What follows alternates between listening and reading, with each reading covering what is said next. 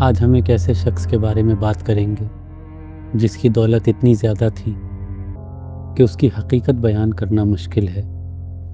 تصور کرو، دنیا کے سب سے امیر آدمی کا۔ کیا یہ جیف بیزوس امیزون کا مالک ہے، یا شاید بل گیٹس مائکروسافٹ کا بنانے والا؟ چاہے تم کسی کو بھی چنو، ان کی دولت اس شخص کے سامنے کچھ بھی نہیں۔ یہ ہے موسیٰ ون، مالی امپائر کا بادشاہ، جسے ہم ایک اور نام سے جانتے ہیں، مانسا موسیٰ، جو سن 1312 سے لگ بھگ 1337 تک حکومت کرتا ہے۔ اس کی زندگی سونے سے بنی تھی۔ بادشاہ ہونے کے ناطے اس کے پاس پرانی دنیا کے آدھے سے زیادہ سونے کے ذخیرے تھے۔ ایک بار قاہرہ یا پھر کائرو کے سفر میں اس نے اتنا سونا خرچ کیا کہ سونے کی قیمت گر گئی اور مصر میں معیشت مندی آ گئی۔ لیکن یہ اصل میں تھا کون؟ اس کے امپائر کہاں سے آئی اور اس نے اتنی دولت کیسے جمع کی؟ آؤ اس سونے کے بادشاہ کی کہانی سنتے ہیں۔ مانسا موسیٰ کی کہانی شروع ہوتی ہے سن 1280 میں اس کی پیدائش سے، جب وہ مالی امپائر کے حکمران خاندان میں پیدا ہوا۔ لیکن اصل کہانی اس سے بھی پہلے شروع ہوتی ہے۔ 13ویں صدی کے شروعات میں جب ایک امپائر کا جنم ہوا۔ سن 1230 میں، یعنی موسیٰ کے پیدا ہونے کے 50 سال پہلے، مغربی افریقہ کا سب سے بڑا ملک تھا گھانن امپائر۔ لیکن بڑا کا مطلب صرف سائز میں تھا۔ 6ویں صدی میں بنی یہ امپائر اب تک بہت کمزور ہو چکی تھی۔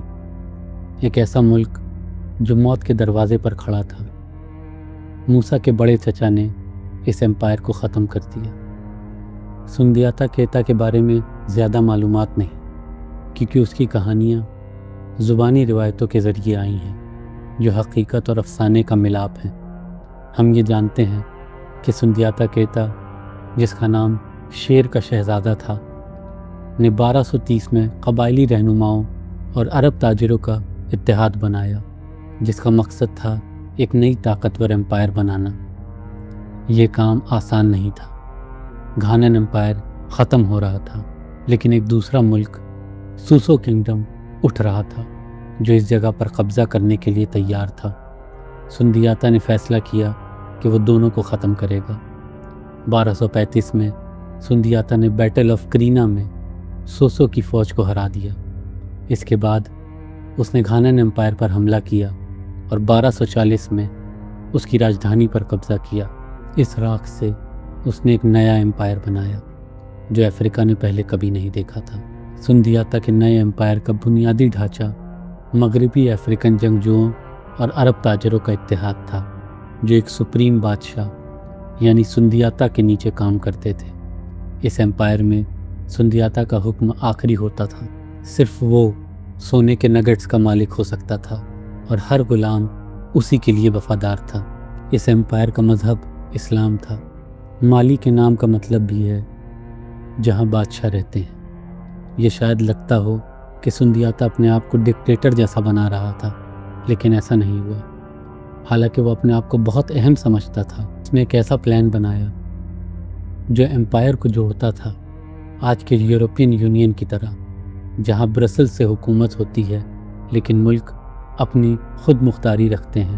سندیاتا نے اپنے امپائر کے علاقوں کو بہت آزادی دی، جب تک وہ سونا، غلام اور ٹیکس دیتے رہے۔ اس طریقے سے کام چلا اور سندیاتا نے اہم تجارتی راستے اپنے قبضے میں لیے۔ جب 1255 میں سندیاتا کی موت ہوئی، مالی امپائر افریقہ کے سب سے بڑی امپائر بن چکا تھا۔ لیکن یہ صرف شروعات تھی۔ موسیٰ اس امپائر کو اور بھی عظیم بنانے والا تھا۔ جب موسیٰ 1280 میں پیدا ہوا، مالی امپائر کی طاقت پہلے سے مضبوط تھی۔ سندیاتا کی امپائر نے نائجر اور سانکرانی دریاؤں پر تجارت کو کنٹرول کر لیا اور اس کی راجدھانی نیانی، جو کہ اب ختم ہو چکی ہے، سانکرانی کے کنارے پر تھی۔ مالی کا مقام بھی بہترین تھا، کیونکہ یہ مغربی افریقہ کے سونے کے کھیتوں اور شمال کے نمک تجارت کرنے والے ملکوں کے درمیان تھا، جس سے دونوں چیزوں پر بہت ٹیکس لگایا جاتا تھا۔ اتنا سونا جمع ہوا کہ یہ وینس اور کاسٹیا تک پہنچا۔ یہ دولت امپائر کے لوگوں تک بھی پہنچی۔ اس وقت کے مسافروں نے لکھا کہ ہر گاؤں میں کھانا تھا، انصاف کا نظام کام کرتا تھا اور علاقوں کے درمیان سفر آسان تھا۔ یہ شاید عام سی بات لگے، لیکن یاد رکھو کہ اس وقت یورپ میں مونگولز ہر چیز کو تباہ کر رہے تھے اور انگلینڈ اسکاٹ لینڈ سے جنگ اور یہودیوں کو نکالنے میں مصروف تھا۔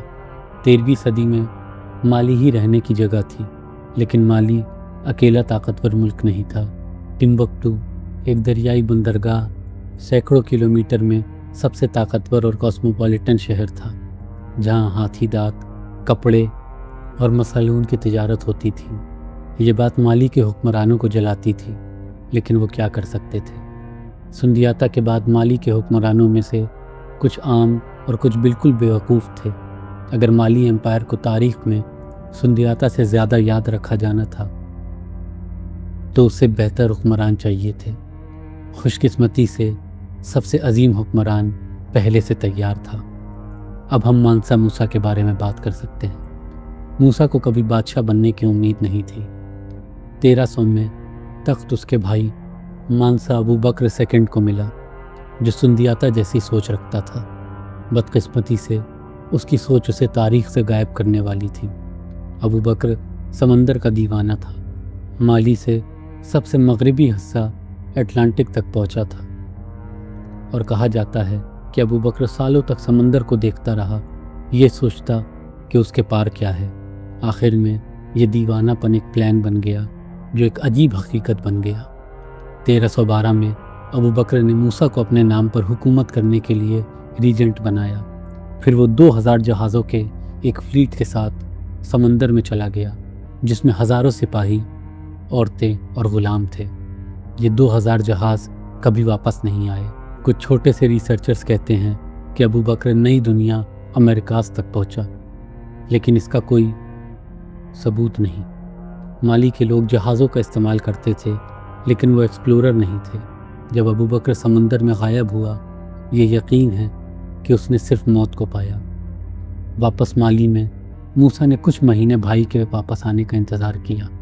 جب وہ نہیں آیا، موسیٰ نے خود کو مانسا موسیٰ ون کا تاج پہنایا، اور یہ مالی کے عظیم ہونے کی شروعات تھی۔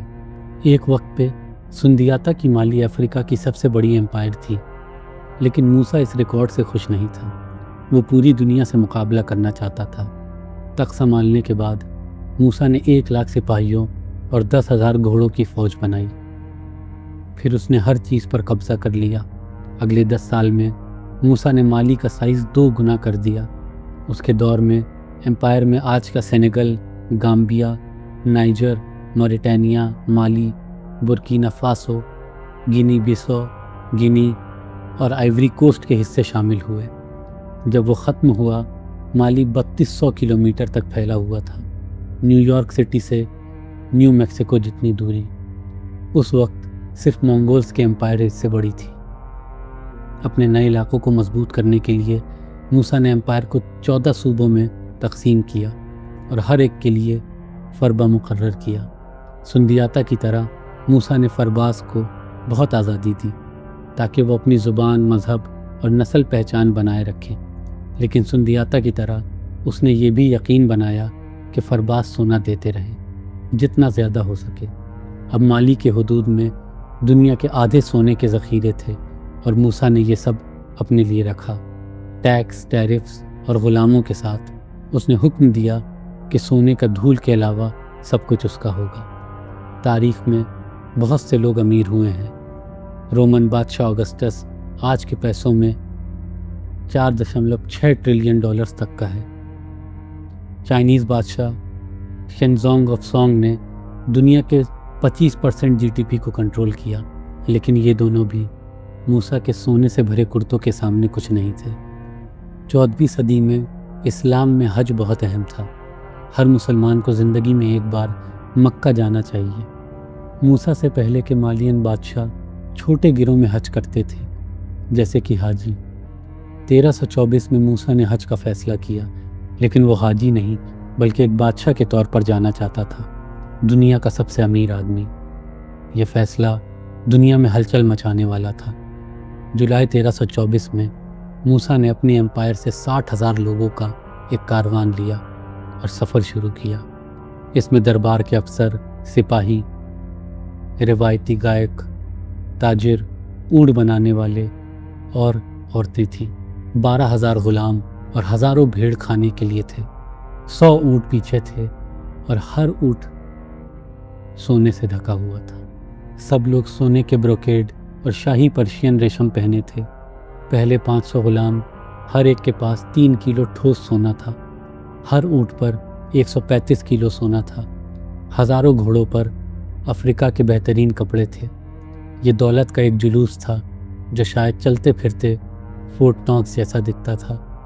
جب اس کی خبر عربیہ اور یورپ تک پہنچی تو لوگوں کے تصورات بدل گئے۔ 1324 میں قاہرہ افریقہ کا سب سے امیر شہر تھا، جہاں سلطان الملک الناصر حکومت کرتا تھا، جو خود دولت کا عادی تھا۔ لیکن جب موسیٰ کا جلوس آیا، اتنا سونا لے کر کہ کسی نے پہلے نہیں دیکھا تھا، تو سلطان کو بھی اپنا منہ بند کرنا پڑا۔ موسیٰ کا پہلا کام تھا سلطان کو 50,000 سونے کے دینار بھیجنا، یعنی 210 کلو سونا، صرف ہیلو کہنے کے لیے۔ آج کے وقت میں 1 کلو سونے کی قیمت لگ بھگ $50,000 ہے۔ موسیٰ کے تحفے کے بعد سلطان نے کہا کہ مالین بادشاہ اس سے ملنے آئے، لیکن اس میں موسیٰ کو سلطان کے سامنے زمین چومنا تھا، جو کہ ایک عزت کا نشان تھا، اور موسیٰ نے منع کر دیا، اور یہ ایک ایسے جھگڑے میں تبدیل ہو گیا جو گرم ہوتا گیا۔ قاہرہ میں ہنگامہ ہونے لگا۔ آخر میں موسیٰ نے اپنا غرور پیا اور سلطان کے سامنے زمین چومی۔ بدلے میں سلطان نے قاہرہ کو موسیٰ کے لیے ایک کھیل کا میدان بنا دیا۔ مالینز نے قاہرہ میں 3 مہینے گزارے، ایک بڑے محل میں جو سلطان نے ان کے لیے رکھا تھا۔ ہر روز موسیٰ 1 لاکھ کے قریب لوگوں کے شہر میں نکلتا اور سونا ایسے بانٹتا جیسے وہ ٹافی ہو۔ ساتھ ہی اس کا جلوس بازاروں میں وہ چیزیں خریدتا جو گھر میں نہیں ملتی تھیں۔ ایجپشین تاجر یہاں امیر مالینز دیکھ کر اپنی چیزوں کی قیمت بڑھا دیتے۔ جب مالینز پھر بھی خریدتے تو انہوں نے قیمت اور بڑھا دی، بار بار۔ جلد ہی قاہرہ سونے میں ڈوب گیا۔ موسیٰ کی سخاوتی کہانیاں تجارتی راستوں سے پھیلی اور لوگ شہر آنے لگے۔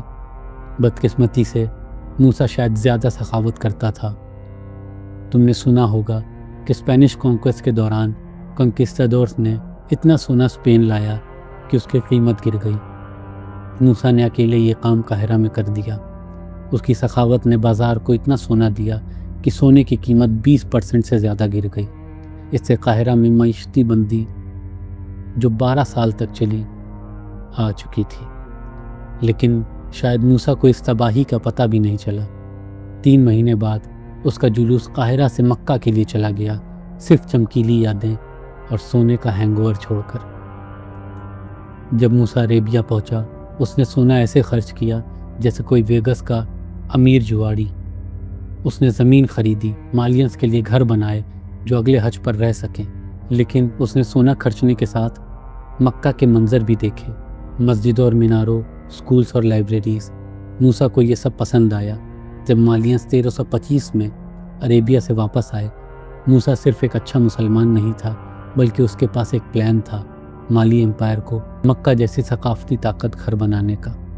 پہلا کام تھا اپنی دولت سے مکہ کے جتنے اسلامک عالم ہیں انہیں مالی بلانا۔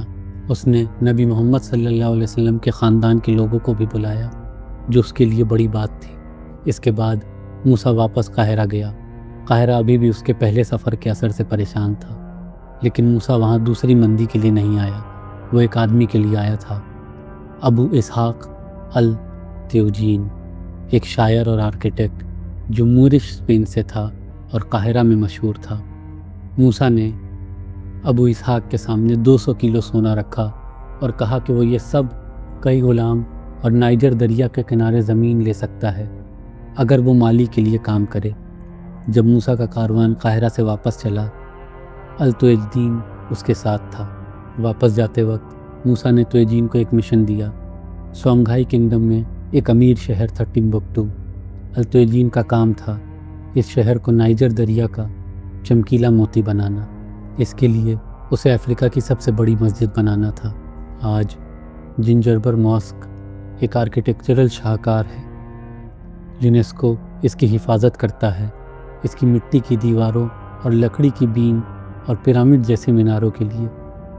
یہ مسجد گیلی مٹی کے لیئر لگا کر بنی، جو موروکو یا ٹرکی کی سفید پتھر والی مسجدوں سے بالکل الگ ہے، لیکن اس کی سادگی اور سستے سامان ہی اسے اتنا خوبصورت بناتے ہیں۔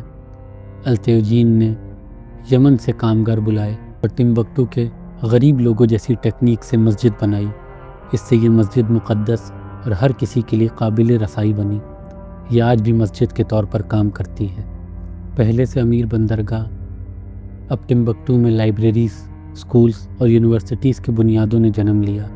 موسیٰ نے فنون اور ثقافت پر سونا لگایا اور 14ویں صدی کا ٹمبکٹو 19ویں صدی کے پیرس جیسا بن گیا۔